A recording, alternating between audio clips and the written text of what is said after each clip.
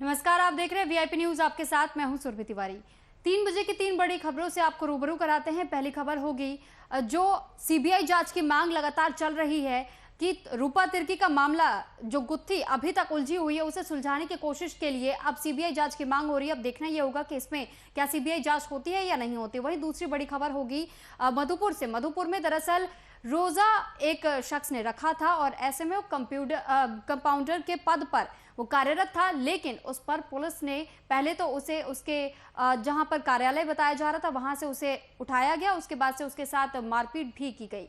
तो उस खबर को भी आपको विस्तार से बताएंगे। और वहीं तीसरी बड़ी खबर होगी जो कि किसान है, हमारे देश के किसान जिसको अन्नदाता कहा जाता है, लेकिन अब उन पर भी लॉकडाउन की मार पड़ रही है क्योंकि उनका ये कहना है कि अगर लॉकडाउन पूरी तरीके से संपूर्ण तौर पर लगा दिया जाता है तो उनका खाना पीना मुश्किल हो जाएगा, दुभर हो जाएगा, उनकी कमाई बिल्कुल कम हो जाएगी।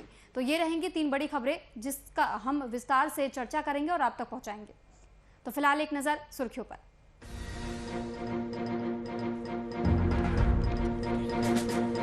मधुपुर में पुलिस की बर्बरताई सामने। रोजेदार युवक को जमकर पीटा। थाने में युवक को जबरन पिलाई कोल्ड ड्रिंक।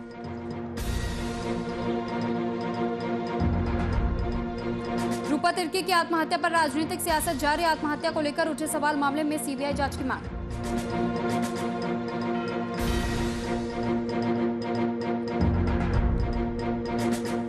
मोकामा में कोरोना गाइडलाइन की उड़ी धज्जियां। बाजार में उमड़ी लोगों की भीड़। सोशल डिस्टेंसिंग का नहीं रखा गया ख्याल।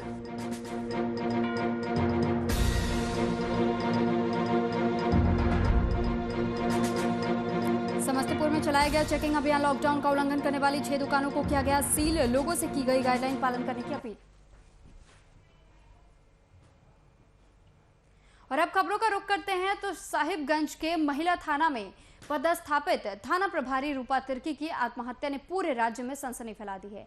आत्महत्या मामले में कई राजनीतिक और गैर राजनीतिक दलों की ओर से सीबीआई जांच की मांग की जा रही है। वहीं इसी कड़ी में दुमका स्थित सिद्धो कान्हू मुर्मू विश्वविद्यालय के छात्र प्रतिनिधि की ओर से आत्महत्या मामले में आक्रोश जताते हुए हेमंत सरकार से सीबीआई जांच की मांग की गई है। रूपा तिर्की को न्याय दो, रूपा तिर्की को न्याय दो, न्याय दो। सरकार होश में आओ, होश में आओ, होश में आओ। सरकार सीबीआई जांच कराओ, जांच कराओ। रूपा तिर्की का हत्यारों को सीबीआई जांच कराएगा।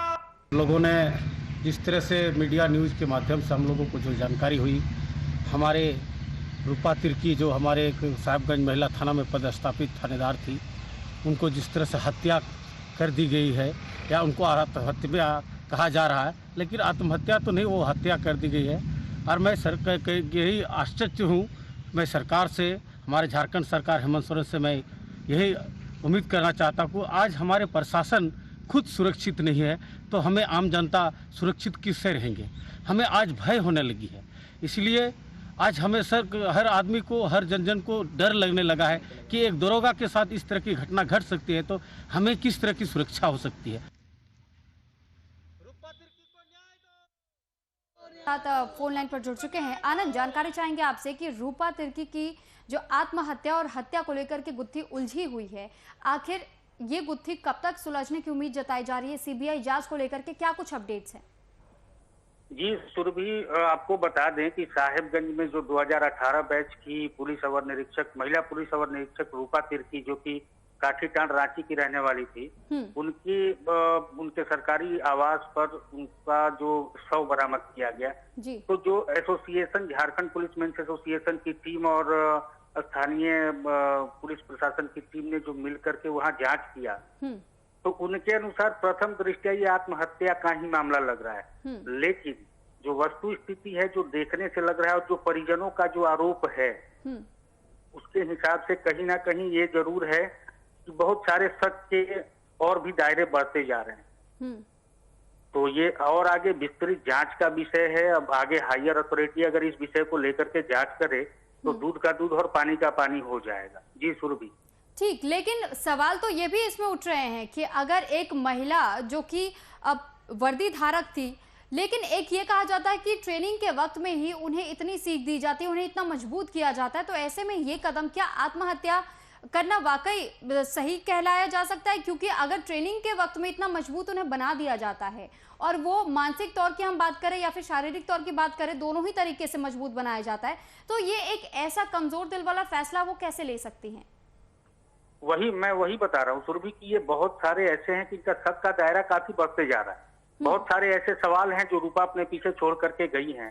जैसे क्या कोई महिला है तो अपने इनरवेयर में और टॉवेल के साथ फांसी लगाएगी, या अगर फांसी लगाएगी तो मुंह से झाग निकलेगा? इस प्रकार के बहुत सारे, और जो आवेदन उनकी माँ पद्मावती उरेन ने दिया है उसमें उन्होंने साफ लिखा है कि रूपा जब 3 बजे उनसे बात की है तो उसमें रूपा ने बताया कि मम्मी मैं जब पानी पी तो मुझे दवा जैसा लगा।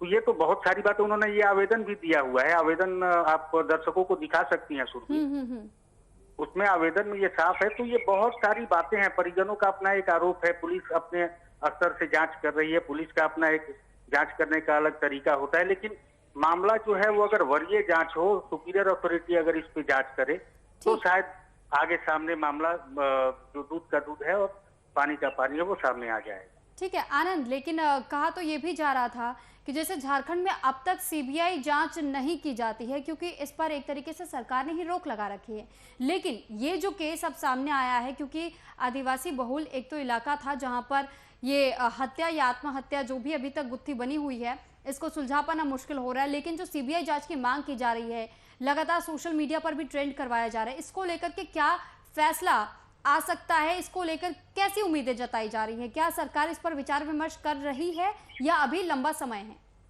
सुरभि, बात दरअसल ये विडंबना है झारखंड का कि एक आदिवासी मुख्यमंत्री है और आदिवासी महिला पुलिस अवर निरीक्षक के साथ इस प्रकार की घटना हो रही है। चाहे जिस कारण से भी हो, अगर उसने आत्महत्या भी की तो किस प्रकार से मानसिक रूप से उन्हें प्रताड़ित किया गया, या और भी बहुत सारे जो पहलू हैं वो तो जांच का विषय है। लेकिन दुख इस बात का है कि झारखंड जो कि आदिवासी बहुल क्षेत्र है, मुख्यमंत्री स्वयं आदिवासी हैं, और आदिवासी यही नहीं, झारखंड में अगर आप देखें तो विगत कुछ दिनों से महिलाओं के साथ बर्बरतापूर्ण अत्याचार बढ़ते गए हैं। तो अब सरकार को ये देखना है कि वो इसे किस विषय पर ले रही है।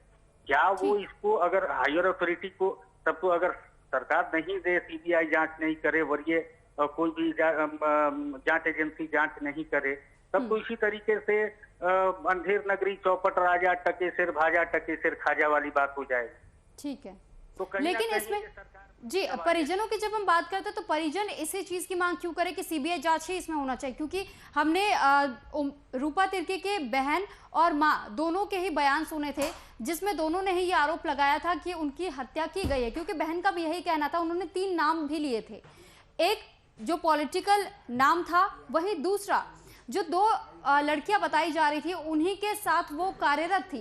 तो ये कहा जा रहा था कि जलन की भी एक भावना थी जिस वजह से इसे हत्या कहा जा रहा है उनके परिवार वालों की तरफ से, वहीं आस पड़ोस के लोग भी इसे हत्या कह रहे हैं। तो ये इतना बड़ा अंतर, क्योंकि पुलिस ही कह रही है कि ठीक है वो आत्महत्या नहीं कर सकती, हत्या हो सकती है, तो इसमें जांच कब शुरू होगी? क्योंकि अगर लोग इंतजार कर रहे हैं तो उन्हें कब इसका परिणाम देखने को मिलेगा? अब सुरभि, बात अभी तक जो जितने भी अभी हमारे वरीय अधिकारियों से भी बात हुई, तो जो इनके एसोसिएशन और जो स्थानीय जांच के लोग हैं सीआईडी से संबंधित, वो लोग फॉरेंसिक की टीम भी आकर के जांच करके अपना जो भी है वो रिपोर्ट लेकर के गई। अब सवाल ये है कि क्या इनकी आत्महत्या है या हत्या है, तो इसके लिए जो भेसरा रिपोर्ट जो यहाँ से जाता है, भेसरा रिपोर्ट आने के बाद ही स्पष्ट हो पाएगा मामला की क्या है।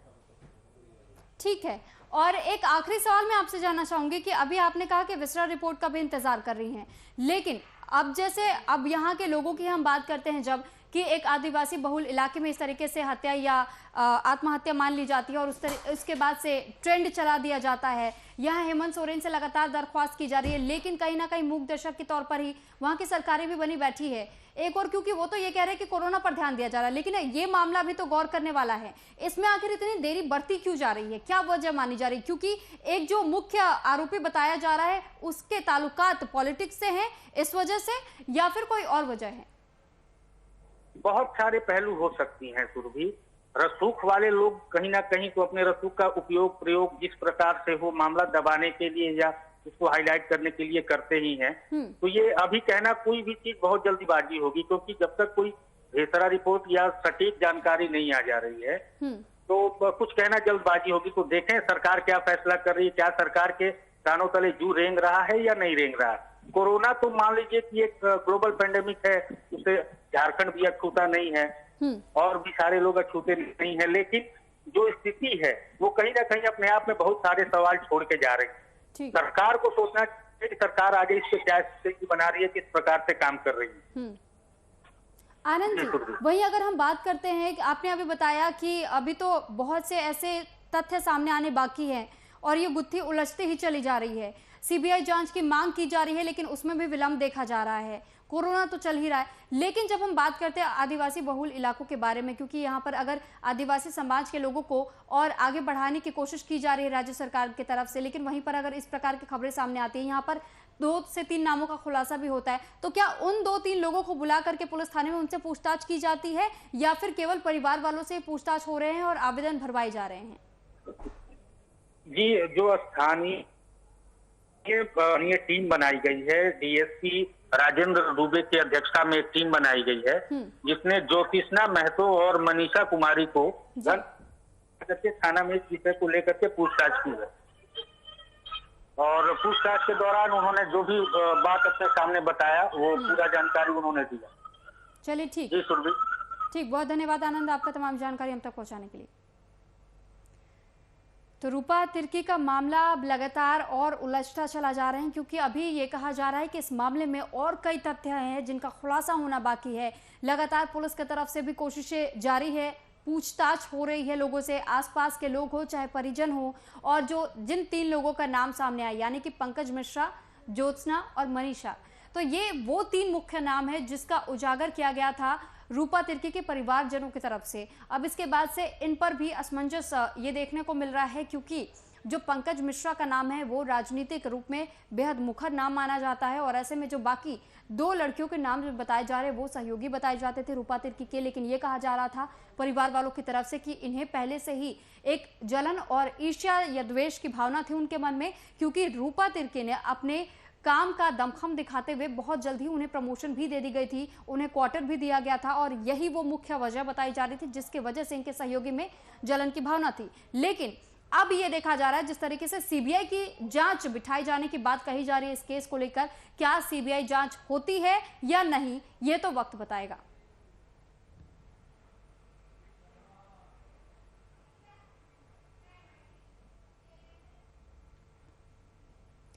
जब रक्षक ही भक्षक बन जाए तो ऐसे में राम राज्य की कल्पना करना निरर्थक होगा। जी हां, ऐसा ही वाकया मधुपुर में देखने को मिला, जहां इबादत के महीने रमजान में पूरे 30 दिन तक लोग रोजा रखकर अल्लाह की इबादत करते हैं। ऐसे में ही एक अल्लाह की बंदगी करने वाले रोजेदार के साथ पुलिस ने बर्बरता की सारी हदें पार कर दी। बता दें कि वहीं बीते दिन मधुपुर थाने के एसएसआई उमेश यादव ने एक रोजेदार युवक को हत्या के आरोप में शक के आधार पर मधुपुर थाने बुलाया और उसके साथ कड़ाई से पेश आए। साथ ही डंडे से युवक की जमकर पिटाई भी की गई। वहीं पुलिस की ओर से काफी मारपीट करने के बाद भी जब कुछ पता नहीं चला तो अंत में धमकी भरी लहजे में युवक से इस बात को छुपाकर रखने को कहा गया और उसे छोड़ दिया। खबरों के माने तो युवक का नाम राज है और पेशे से ये एक कंपाउंडर है। वहीं इस घटना की सूचना जैसे ही के चांदमारे मोहल्ले के वार्ड पार्षद शबाना प्रवीण को हुई तो उन्होंने इस घटना को काफी निंदनीय बताया। साथ ही मामले की शिकायत एसपी से की। उन्होंने साफ तौर पर कहा कि अगर उमेश यादव नामक पुलिस वाले पर कोई कार्रवाई नहीं हुई तो वे भी धरने पर बैठ जाएंगे। इसके अलावा इस मामले को लेकर राज्य के मंत्री हफीजुल हसन ने भी इसकी निंदा की है और एसपी से मामले में कार्रवाई करने की मांग की है। क्लिनिक में बैठे हुए थे चंदवारी में, उसमें उमेश जी आए, थाना के प्रभारी, आकर के हमको बोले चलिए आप बैठिए। हम पूछे क्या हुआ सर बताइए, तो वो बोले डायरेक्ट की बैठो गाड़ी में। बैठाएं, लेके गए थाना ले जाने के बाद डायरेक्ट पूछे कि तुम किस औरत से बात किया है। हम बोले सर किसी औरत से बात हम कहाँ किए, कोई औरत से बात नहीं किए हैं। तो डायरेक्ट मारने लगा तो पूछे कि सर काहे मार रहे, बताइए क्या किए हैं। बोले मर्डर जो हुआ है उसमें तुम क्या कहाँ पर है, क्या हाथ है तुम्हारा बताओ। तो हम बोले सर ऐसा कुछ नहीं है, हम कोई ऐसा बात नहीं किए सर। और बोले तो फिर पूरा मारने लगा बेतहासा। राज नाम के कंपाउंडर के साथ जो ऐसा एएसआई उमेश जी ने जो हरकत की है वो बहुत ही निंदनीय है। राज जो कि मेरे मोहल्ले में, मेरे वार्ड में कंपाउंडर का काम करता है और बहुत ही शरीफ लड़का है और ये लोगों की सेवा करता है, इसे किसी गलत काम से कोई लेना देना नहीं है। और उसे शक की बिना पर पुलिस वाले आते हैं और उठा के ले जाते हैं और बुरी तरह पीटते हैं मर्डर केस के शक पे। और इस पर अधिक जानकारी के साथ राम जैन संवाददाता हमारे साथ लाइव जुड़ चुके हैं। राम, आपसे जानकारी चाहेंगे कि ये जो खबर सामने आई मधेपुर से, लेकिन यहाँ ये कहा जा रहा है कि राज नाम का जो शख्स बताया जा रहा है वो किसी भी ऐसे संदिग्ध गतिविधियों में शामिल नहीं था। इससे पहले भी वो कंपाउंडर के तौर पर बहुत लंबे समय से कार्यरत था। तो फिर किस आशंका पर, यानी किस आशंका के आधार पर पुलिस ने उसे वहां से, उसके कार्यालय से निकाला, उसके बाद वो पुलिस थाने ले गई और इस प्रकार की बर्बरता की गई? जी सर, मैं बता दूं कि जिस मर्डर या क्या बोले हत्या के आरोप में राज को जो पुलिस ने उठाया है, और ये पूरे मामला लगभग 6 महीने पूर्व एक मर्डर केस मधुपुर में हुआ था, जिसमें कि पति पत्नी के बीच में आपसी झगड़ा हुई और पति रात में ही घर से निकल गया और वो कहीं चला गया था। बारिश, ठंड का काफी मौसम था और बारिश भी शायद उस दिन रात में हुई थी और उसका शव एक दूसरे दिन एक तालाब के किनारे मिला था। पुलिस उस समय छानबीन कर ली थी, शव का पंचनामा भी कर ली थी और छानबीन फिलहाल शुरू कर दी थी। इसी मामले को लेकर के कल किसी शक के आधार पर में राज पर संदेह हुआ, शायद फोन डिटेल्स, फोन कॉलिंग जो है उसके डिटेल्स के आधार पर में राज को तो वहां से पुलिस ने उठाया और उसको थाने लाई। और बता दें, राज जो है यह लड़का बिल्कुल ही सीधा साधा है और मधुपुर में कई बड़े हॉस्पिटलों में भी ये काम कर चुका है। हिना अस्पताल जैसे अस्पताल में ये अपना काम कर चुका है और फिलहाल अभी अपना एक निजी क्लिनिक जहां पर मैं वो आसपास के लोगों की प्राथमिक उपचार के तौर पर सेवा के रूप में काम करता था। और कल जब इसे बुलाया गया थाने, और अभी जो बता दें, अभी जो माह चल रहा है, रमजान का माह है, राज एक मुस्लिम धर्मावलंबी है और मुस्लिमों का सबसे खास महीना, 12 महीनों में सबसे खास महीना माना जाता है रमजान। इसमें लोग 30 दिन इबादत करते हैं, अल्लाह की बंदगी करते हैं। वहीं इस लड़के के साथ पुलिस, ठीक है, आप सबके आधार पर आप लाए थे तो आप पूछताछ करते, आप छानबीन करते और चौकस नजर रखते, लेकिन जब आप जान रहे हैं कि ये बेचारा, ये लड़का जो है पूरी तरह भूखा प्यासा है और आप इसके पूरे बैकग्राउंड को भी आप जान लेते, उसके आधार पर में कोई ये चोर उचक्का या कोई अपराधी तो नहीं है जो आप डायरेक्ट किसी पर आप हाथ उठा दें या फिर डंडा चला दें। और इसे बुलाकर पुलिस के द्वारा काफी मारपीट की गई है, जो कि इसके शरीर पर जख्म के निशान भी दिखते हैं। पूरी तरह से लाल बुंद चेहरा इसका हो गया है और जब दिन भर पूछताछ इससे की गई, जब कोई सुराग पुलिस को नहीं मिले तो पुलिस थक हार कर इसे छोड़ने पर मजबूर हुई।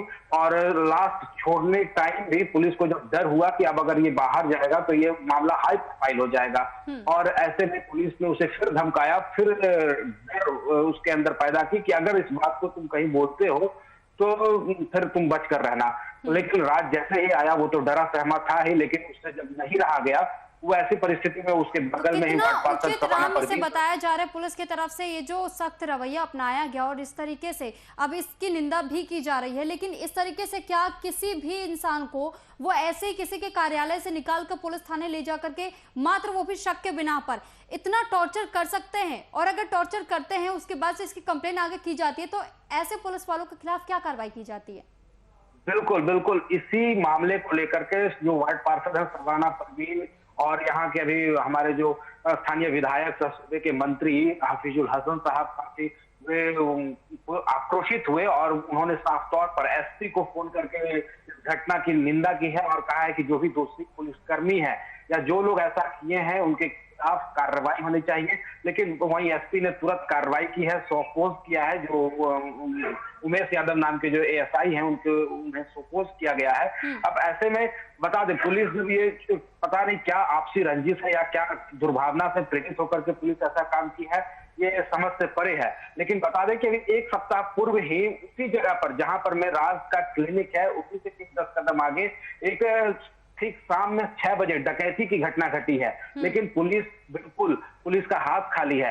ठीक बीते रात एक चोरी की घटना घटी है, तो पुलिस ये सब मामले में कहीं अपना ध्यान नहीं दे रही है और जो निर्दोष है, वैसे लोगों पर पुलिस अपना कहर बरपा रही है। एक और जहां कोरोना जैसा संक्रमण काल चल रहा है, ऐसे महामारी के दौर में जहां ऐसे छोटे मोटे डॉक्टर या कंपाउंडर कहें जो लोगों की सेवा करते हैं, प्राथमिक उपचार करते हैं, अगर आप इनके साथ सहृदयता से पेश नहीं आते हैं तो जरूर कहीं ना कहीं मानवता जो है शर्मसार होगी और लोग दूसरों की सेवा करने से परहेज करेंगे।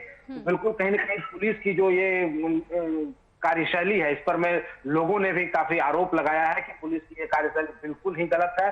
आखिर किसी को भी अगर पुलिस उठाती है तो उससे पहले पूरी तरह से उसके पीछे छानबीन कर ले, और जो दोषी हैं, ठीक है, आप शक के आधार पर उठाते हैं तो आप उसके पीछे जो सबूत है वो इकट्ठा कर लें, तब आप कार्रवाई करें। अगर आप उठाए, मारपीट किए तो फिर आप छोड़ क्यों दिए? अगर उसके खिलाफ सबूत है तो आप ठीक, आप भेज दीजिए, उसे जेल भेज दीजिए, उसके लिए कोर्ट है, कोर्ट दंडित करेगी। मानवाधिकार आयोग अब आ चुका है। मानवाधिकार का कहना है कि आप किसी को भी लाठी डंडा से मार नहीं सकते, आप 3rd डिग्री नहीं दे सकते हैं, लेकिन ऐसे लड़के के साथ मारपीट किया जाना बिल्कुल ही शर्मनाक है।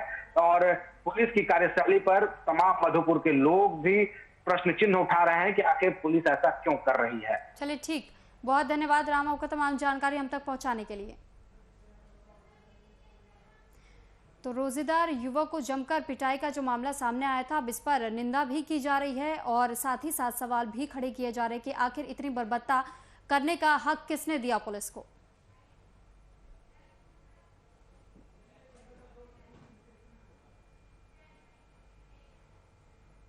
तो वहीं कोरोना संक्रमण के मामलों में लगातार बढ़ोतरी हो रही है, जिसे देखते हुए सूबे के मुख्यमंत्री ने स्वास्थ्य सुरक्षा सप्ताह का आह्वान किया है, जिसके तहत सुबह 6 बजे से दोपहर 2 बजे तक ही सारे बाजार खुले रहेंगे। वहीं इस नए गाइडलाइन पर किसानों का ये कहना है कि उन्हें सब्जियां घर से लाते लाते बाजार तक 10 बज जाता है और पुलिस प्रशासन की ओर से 2 बजे तक ही बाजार को खाली करने का कहा जाता है, जिससे उनकी इतनी कमाई नहीं हो पाती है कि उनका घर चल सके और इससे हम बहुत परेशान हैं।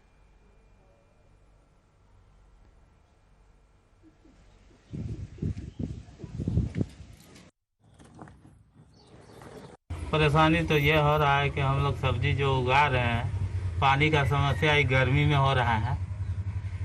किसी तरह से पानी मैनेज करके दे रहे हैं पौधा में, और सब्जी हम तोड़ के बाजार तक ले जा रहे हैं। बाजार में टाइम नहीं मिल पा रहा है किसी प्रकार। 10 बजे तक हम लोग पहुंचते हैं, बचता है 2 घंटा 3 घंटा टाइम, उसमें हम लोग बेचते फिर पुलिस प्रशासन आती है, फिर 2 बजे भगा देती है। पैसा के लिए बेच रहे हैं, क्या करेंगे किसान आदमी। जो भी है सो बिहान जाते हैं तोड़ने के लिए, तोड़ के लाते हैं, 9-10 बज जाता है, बाजार ले जाते हैं तो उसमें पुलिस लोग 2 घंटा बेचने देता है, उसके बाद हम लोग को भगा देता है। हम लोग किसान मार खा जा रहे हैं, हम लोग क्या करेंगे भैया, गरीब आदमी। जो 2 पैसा कमाते हैं वो भी चलन नहीं हो रहा है, अब हम लोग क्या करेंगे।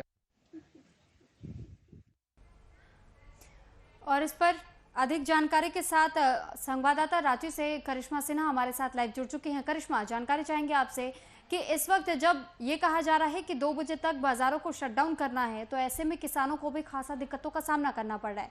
कैसी कैसी दिक्कतों से उनको 2-4 होना पड़ता है?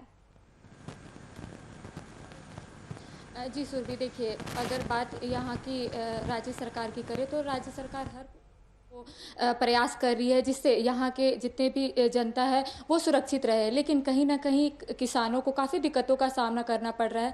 जैसे वो जब खेत सुबह जाते हैं, खेत से जब अपने सारे सब्जी तोड़ कर लाते हैं तो बाज़ार में जाते जाते उनको 9 या 10 बज जाते हैं और उनके पास बस 2 से 3 घंटे रहते हैं। तो 2 से 3 घंटे में वो लोग अपना बाज़ार चलाते हैं, लेकिन 2 बजे पुलिस प्रशासन की ओर से उन्हें बाज़ार खाली करने को भी कहा जाता है, जिससे देखिए जितना उनकी कमाई होती है उतना नहीं हो पाती है। तो उन लोगों का साफ ये कहना है कि अगर इतना कमाई हो पा रहा है, जैसे वो लोग पहले 400 से 500 एक दिन में कमाते थे, लेकिन अब 100 से 200 कमा रहे हैं, तो उनसे उनका घर नहीं चल पा रहा है। तो ये सब बहुत सारी मुश्किलों का वो लोग सामना कर रहे हैं। जी सुरभि, लेकिन क्या इसके बाद से अब तक किसानों की इस दुख को, इस पीड़ा को सुनने के लिए कोई आगे आने को तैयार है? क्या इस पर कोई फैसला लिया जाएगा, ऐसी उम्मीदें जताई जा रही हैं? जी सुरभि, देखिए, राज्य सरकार लगातार जो है जनता के हित के लिए काम कर रही है। और अगर बात यहाँ किसान की करें तो किसानों को वो छूट मिला है कि वो लोग 2 बजे तक अपना बाजार लगा पाए। अगर और प्रतिष्ठानों की बात करें तो और प्रतिष्ठानों को मतलब बंद कर देने की निर्देश दिया गया है, लेकिन जो किसान हैं उन लोगों को बाजार खोलने की अनुमति दे दी गई है। लेकिन हालांकि देखिए राज्य सरकार इस चीज़ को लेकर काफ़ी मंथन कर रही है और काफ़ी चिंता व्यक्त कर रही है कि कैसे किसानों को उन लोगों को जितना वो लोग कमाते थे पहले उतना अभी कमाए। लेकिन बात अगर यहाँ पे किसानों की करें तो किसानों को सुनने के लिए राज्य सरकार लगातार जो है तत्पर है और उन लोगों की समस्या हमेशा सुनते आई है। जी सुरभि। चलिए ठीक, बहुत धन्यवाद करिश्मा आपका तमाम जानकारी हम तक पहुँचाने के लिए। तो किसानों के आगे भी अब रोटी का संकट मंडरा रहा है, क्योंकि किसानों का ये दुख है और उनके तरफ से ये कहा जा रहा है कि राज्य सरकार कोशिश तो करती है सुनने की, लेकिन तकलीफों का सामना उन्हें भी करना पड़ रहा है इस लॉकडाउन के कारण।